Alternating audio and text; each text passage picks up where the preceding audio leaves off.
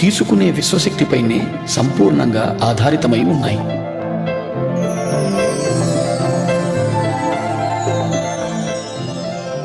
మనలోకి ప్రవహించే విశ్వశక్తి సంపూర్ణంగా మన ఆలోచనలపైనే ఆధారితమై ఉంది. మనకు ఆలోచనలు ఉన్నప్పుడు మనలోకి విశ్వశక్తి ప్రవాహం నిలువరింపబడుతూ ఉంది. అనగా ఆలోచనలు మన విశ్వశక్తిని అడ్డగిస్తున్నాయి. ఎప్పుడైతే విశ్వశక్తి ప్రవాహం ప్రాణనాడులలో తగ్గుతుందో అప్పుడు ప్రాణనాడులు కుంచుకుపోతాయి. అలా కుంచుకుపోవడం వలన ప్రాణమయ శరీరంలో మచ్చలు ఏర్పడతాయి. ఆ మచ్చలే క్రమంగా స్థూల శరీరంపై వ్యాధులుగా రూపాంతరం చెందుతాయి. అంటే అన్ని రోగాలకు మూలం ప్రాణమయ శరీరంలో ప్రాణశక్తి లోపం.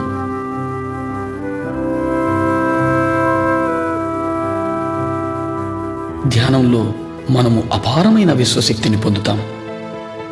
ఆ శక్తి మన ప్రాణమయ శరీరంలోని అన్ని నాడులలోనూ ప్రవహిస్తుంది. ఎప్పుడైతే ఈ విశ్వశక్తి మన నాడులలో ప్రవహిస్తుందో ఆ ప్రవాహపు తీవ్రతకు నాడులలో ఉన్న అడ్డంకులన్నీ తొలగిపోయి మచ్చలన్నీ మాసిపోతాయి. ఎప్పుడైతే మచ్చలన్నీ మాసిపోతాయో అప్పుడు మనం అన్ని రకాల రుగ్మతల నుంచి విముక్తి పొందగలుగుతాం.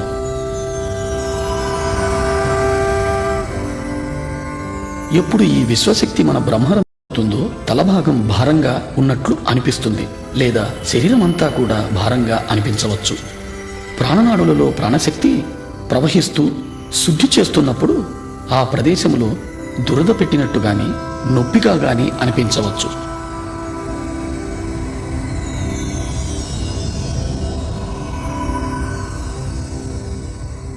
ఈ నొప్పులన్నింటికి ఎలాంటి మందులు వాడనవసరం లేదు. ధ్యాన సమయాన్ని పెంచడంతో ఈ నొప్పులన్నీ తగ్గిపోతాయి.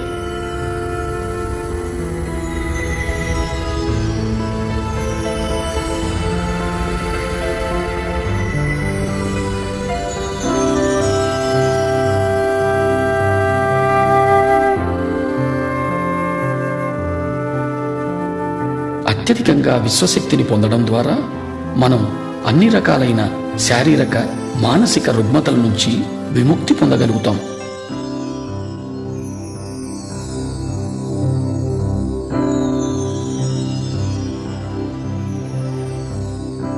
ధ్యానాన్ని పిరమిడ్లో చేస్తే ధ్యాన స్థితి మనము 3 రెట్లు తొందరగా పొందగలుగుతాం. ఇప్పుడు మనం పిరమిడ్ యొక్క శక్తిని గురించి తెలుసుకుందాం.